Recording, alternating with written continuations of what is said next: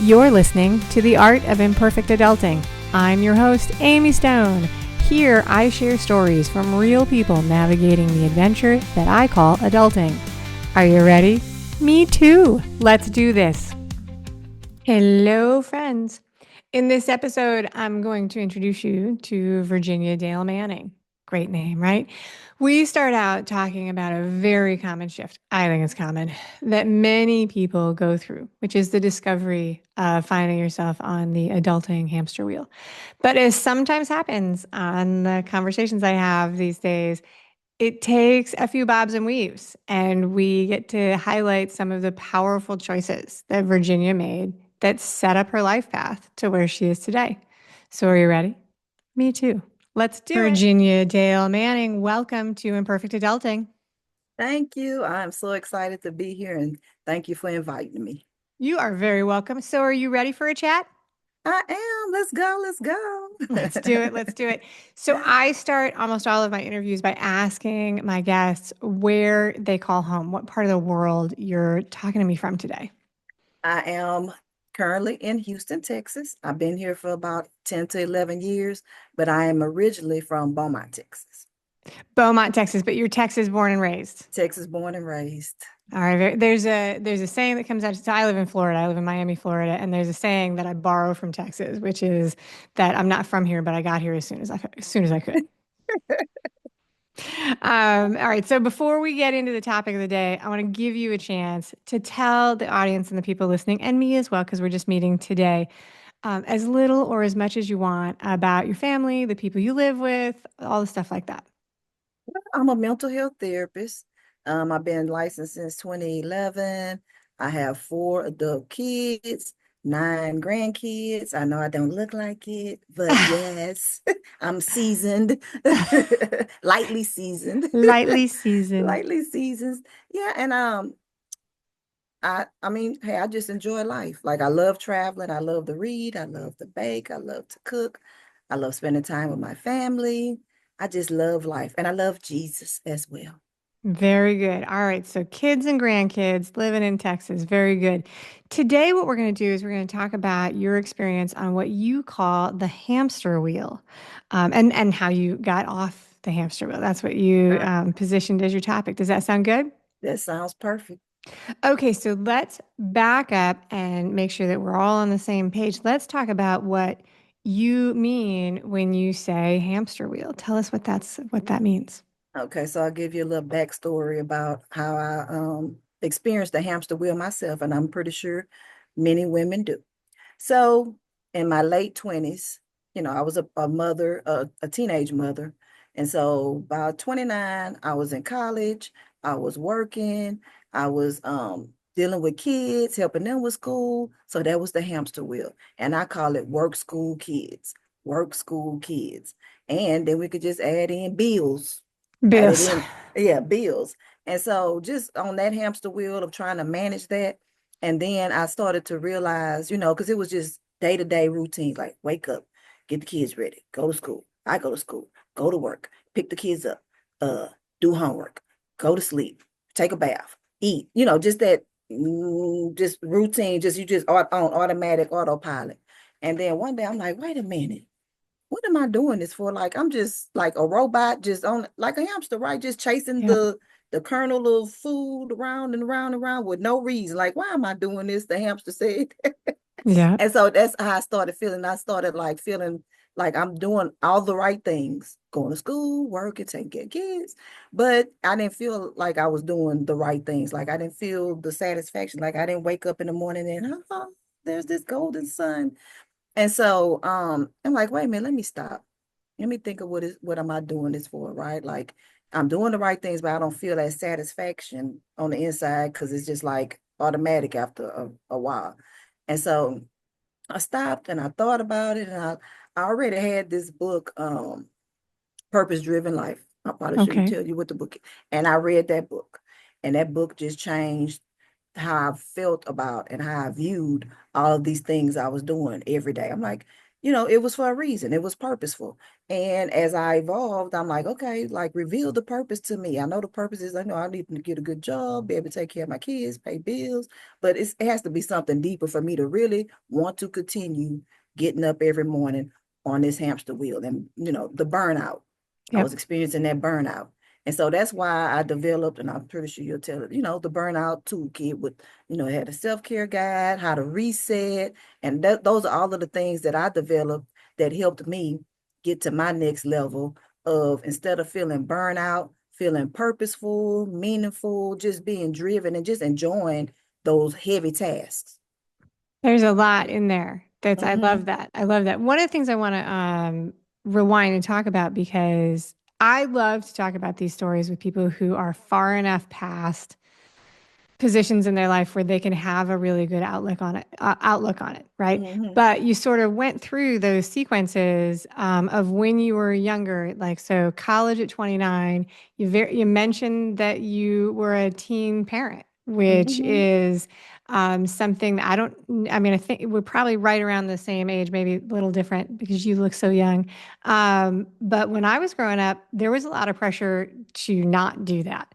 And then it really surprised me when I got to be an adult that it's not actually as big of a stumbling block as people will tell you sometimes when you're younger. Like when I met people in college that were already moms, and I met people who were working and professional and they had kids and they were teenagers, and I was like, wait a minute, this story they told me when I was a teenager to, like may not have been as factual as they let it out to Right. believe. Hmm. And so the value of that, I think, from people who are our age talking to people who are younger is that you can really feel like you've taken a misstep, and it might not be a misstep. Absolutely. Yeah, that's what I like as a teenage mother. That was the first time I defined myself as defeating statistics. Because, like Yeah. you were just saying, oh, teenage mothers, they're not going to finish school. They're going to be destined for poverty. They're not going to go to college. And I'm like, just because I'm a teenage mother doesn't mean I can't do all of those things. And Right. and that's kind of like my life story. That's what I do now. Every time I come against something that the society says or statistics say that you cannot do, I make sure I break it. I'm a Yeah. I statistic mean, breaker. I love that. No, I love that. And I think that there's a lot of value and a lot of purpose because it is different, right? When you're going through something where people say, the odds are this is not going to Hmm. work out for you, right? Hmm. When that person is somebody who is a professional, and you are a professional, like you're a social worker, like Hmm. it's different. But if a doctor or a nurse or a professor tells you, "Hey, these are the statistics," you're Hmm. probably not going to make it. That feels pretty crappy. On Hmm. the other hand, when you talk to somebody that's like, "Hey, listen, here I am standing 20 years older than you, and I can tell you that there's a chance that you get to write your story the way you want to." Absolutely. That's Absolutely. really inspiring and motivational. Hmm. And so I appreciate you letting me double click on that to close the loop there. Um, so you realized you were on the hamster wheel when it just felt like everything was pre-decided for you. You were going through the days and there was not a lot of contentment or purpose. Absolutely. Yeah. And did you know that word purpose, or it just came from the book? It kind of came from the book. After I read it, like I said, I had it for a while and just, looking at it for a while. And I'm like, when am I going to read this book? And I'm like, I think this is the perfect time to read it because why am I doing all of this? And so just looking at that book every day and then finally saying, okay, it's time to read that book because you keep looking at that word purpose and then you're not getting anywhere. And then it had some little spiritual undertone to it. I'm like, this is the best time to dive into that.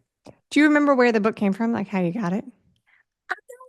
But like that's a good question because I know now I'm like Amazon crazy with books. So maybe it was an Amazon thing. I can't even think if Amazon was really hot back then. Right, right. Hmm. It's like, did we do it then?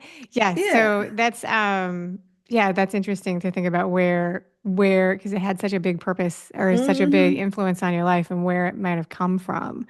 All right, so you realize that then, and then here's a question, which may not be actually a good question, but I'm going to throw it out at you and we'll see what you think.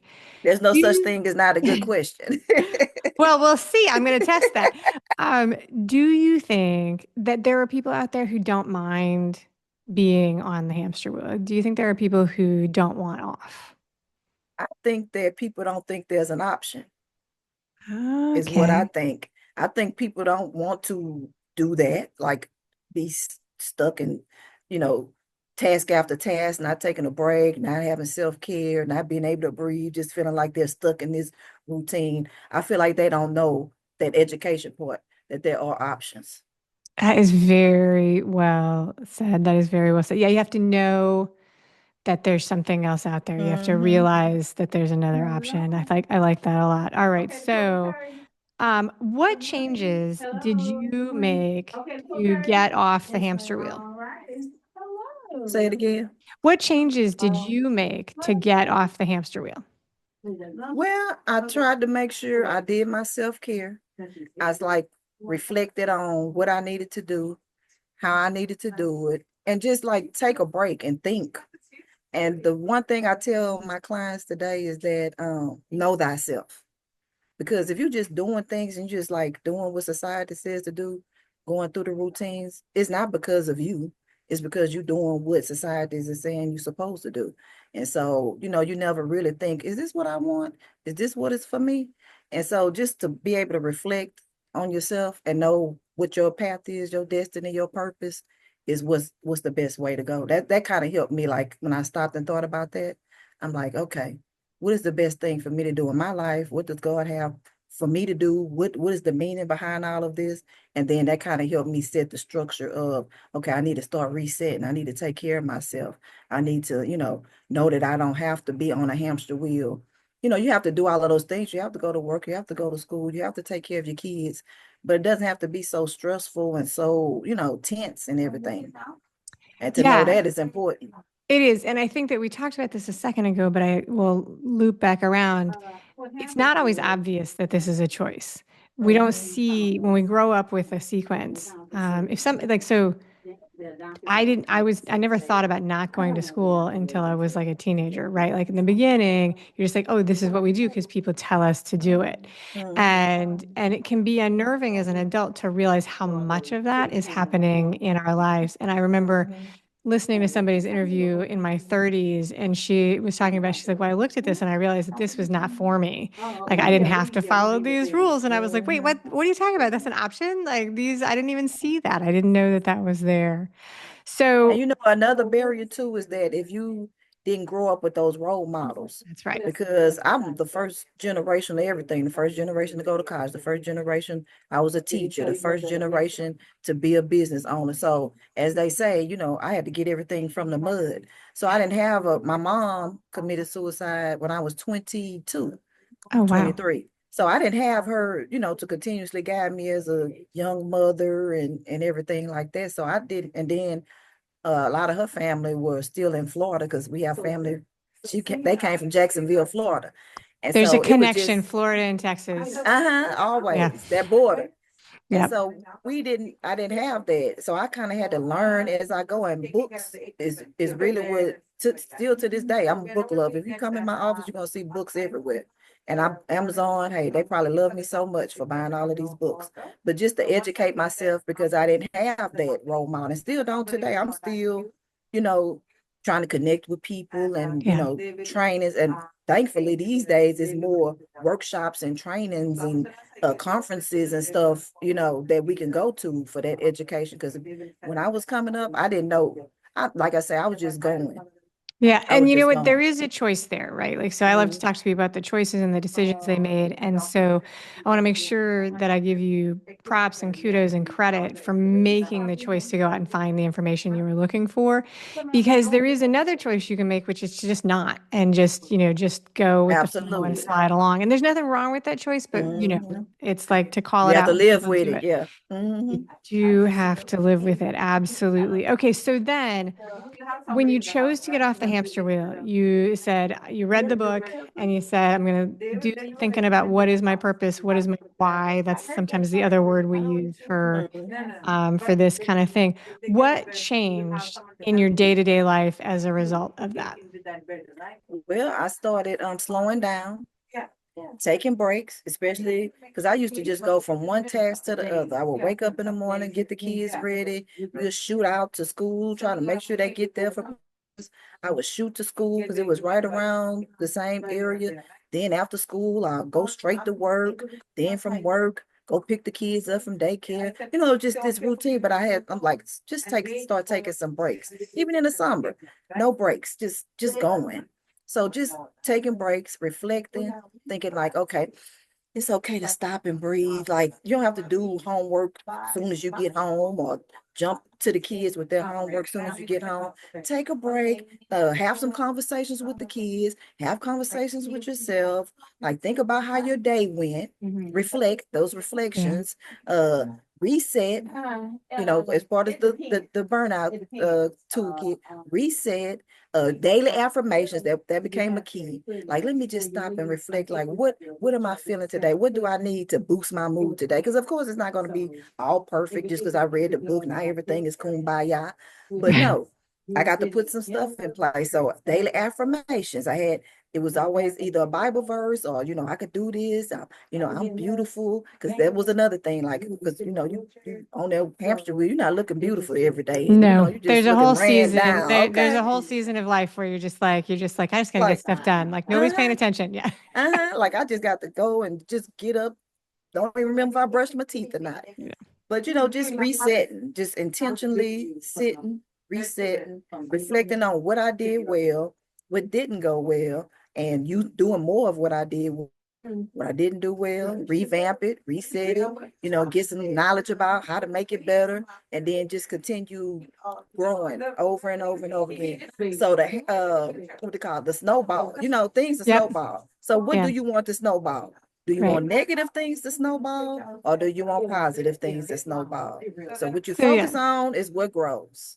So yeah, and I can tell that you're very I'm gonna make up you and I just met today, so this is new, but I can tell that you're pretty good probably at walking people through, guiding people through this process because you're listing it as sort of one thing, but you actually have all the small components in there because like we do things when they're little tiny pieces. Like it's like that first rung of the ladder needs to be very close to where we are. Like it has to be one little piece that we can do and then another little piece. And when you put them together, that's when it begins to do that. So we just about talked about this, but the next thing I was going to ask you is, do you think that the hamster wheel is sometimes a season of life? I think a hamster wheel is necessary because Okay. that helps you to build resilience. It helps you to be stronger. It helps you to know what you need to do better, what you don't need to better, if you do it right. Anyway, if Yeah. you come to terms with, hey, I need to get off this hamster wheel.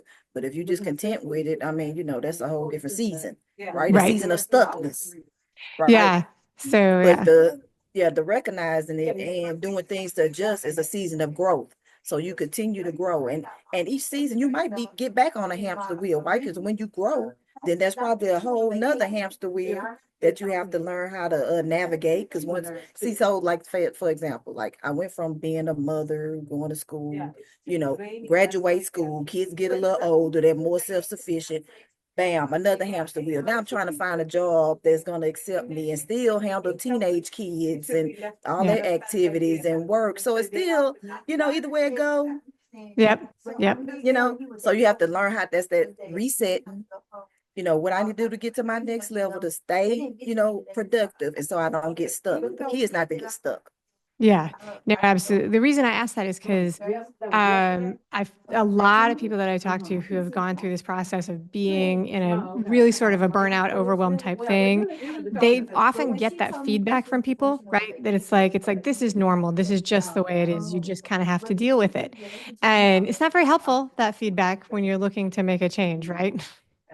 It kind of depends on people's perspective and how they define it too, because whatever that other person is doing, they may seem like they're still stuck because I'm on the next hamster wheel. But actually that's that reset point. You got to reflect on the progress you made. Yeah. Right. Because you're not on the same hamster wheel. That's the progress. Now, if you're on the same hamster wheel, that might be the problem. But if you're on the next hamster wheel and the next hamster wheel, but I'm progressing in life, that's the key. Very good. Very good. All right. So this question has two parts, and I'm looking forward to hearing your answer because now that I've learned a little bit about your origin story and things, the question is, what kind of support did you have when you were going through this first awareness of the hamster wheel and getting off? Like, who was there and what was there to help you do that? And then the other thing is looking back with some time in the difference, what support do you wish you had had? Well, back then it was me, myself, and I in my Beyonce voice. Yeah, it was just me and Jesus, God, church. I Okay. went to church. I wasn't like continuously going to church, but I would go to church. I would pray for strength. I would pray for guidance. I would pray for what do I do next? So that was my foundation. Family, no, because, looking at my family, I'm way farther than what I should be if I base myself off of family. So that wasn't the key. It was just having spiritual faith and guidance and continuously growing within myself, right, internally, making sure I know the things that I need at school, right? I think School, yeah. going to school really helped me after I broke over that mold of, people saying that, a teenage mother, because that, I don't know, I guess could it be stubborn? No, not really. Kind of a little bit, because I'm like, you're not about to define me because I'm a Right. teenage mother and say I can't go to college and I'm not going to succeed in college. So that too, that part of me. And like I say, it's the strength coming from my spiritual side, because other than that, the things that I do, people are like, how did you do all of that? And even like family, normal family and friends, they kind of astonished that, I'm this person as well. All right, very good. And so so you had some community support, you had the structure of school and the community of school and the community of the congregation of church, which is really actually very important. And the structure of that, of having like that positive support. And then you had some personal drive. What kind of support, looking back, what do you wish you might have had at that time when you were trying to make that change? What would have been helpful? Well, a lot of times people think that it should be family and friends that are there for you, but 9 times out of 10, now that I see things as they are now, that it's probably not going to be family and friends. Yeah. So just more collaborations, being more extrovert, because I'm an introvert, which both are good, but more balancing that more, like getting out more. Because I did everything in a shell. Okay. I didn't communicate with people. I didn't collaborate. I didn't join any organizations. I wasn't active in, community, sisterhood type of things Okay. like what I do. That's why I do it so much now, because I didn't do it then. And I think if I had done it back then, that I would have been probably, I wouldn't say farther ahead, but I would have had more knowledge and when I wouldn't have had to do it all by myself. All right. Okay. I really think that's a great answer. And you're not the first person that I've interviewed this week who has mentioned that often our support doesn't come from family and friends. It's a reframe to just be aware that you're going to have to maybe go out and find this support in other places. Because it's there. Yeah, professional social organizations, networking groups, people who are doing the things that you want to do, who are maybe 1, 2 steps ahead of you. They're ready to help. All right, so in just a second, we're going to do the final questions and wrap things up. But I do want to give people a chance. I want to give you a chance to tell the audience specifically what you do and how they can find you online. And then I'm going to tell them about a great offer that you have for them. Well, I'm a mental health therapist at heart. That's my 9 to 5. I'm also an advocate for women, right, who are experiencing burnout, mothers, professional mothers, because we get the most pullback when we're trying to balance the career and family at the same time. Once again, they think it's not possible. Another statistic, right? We got the break it ladies or gentlemen. They got men out there that's being single dads too, right? That That's right. people think you can't be a single dad anymore and take care of the kid. Well, not anymore, but period, and take care of the kids. So let's break those statistics, go for it, be you, do what you need to do, and don't let people define you. You define you. Very good. Do you have a website or social media that you want people to know? Social media, all at Virginia Dale Manning, or the business is at Jim Man Consulting. I'm on all social media platforms, YouTube. I have a few books out there, and you probably can find it all on social media. Website, jimmanconsulting.com. Very good. So I'm going to put all those links in the show notes and in the email that goes to the subscribers. You very generously have a special offer for the audience, which is your burnout assessment, which is normally $97, but people can get it for $27. There's a link in the show notes where people can get that great deal. But the easiest way to get it is to subscribe to my email community, Imperfect Adulting, and then you can just click on the link. All right, now I am going to ask you 3 questions. These are supposed to be rapid fire, which just means fast, but usually everybody's too chatty to do that. So they're just for fun. They're not high pressure. Okay. Do you have a set morning routine? And if so, do you want to share with us what it is? My set morning routine.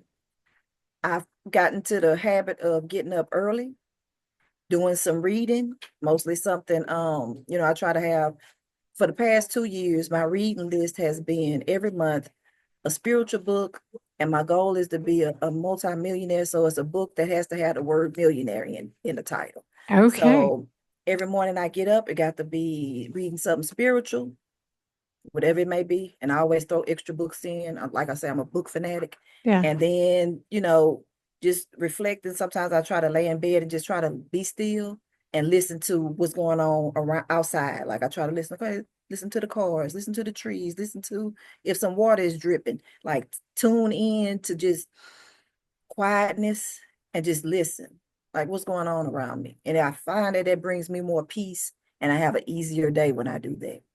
Very nice. I love that little grounding exercise. Do you read real books, Kindle books, or audiobooks? This is a bonus question. You're a real book person. Okay. That was not on my list. That was like my follow-up. I've downloaded several ebooks. I've tried it over and over again. Cannot do an ebook. I need to highlight. I need to fold the pages. I need to bookmark it. I need to do all of that. So yeah, I need a book. Active reading, we call that. Interacting with the textbook. That's right. All right, there you go. Actually, that was my next question. Do you read or listen to books? And if so, can you share the last? So, all right. So you answered the number 2. It's such a. So anyway, all right, there you go. That was the second one. All right.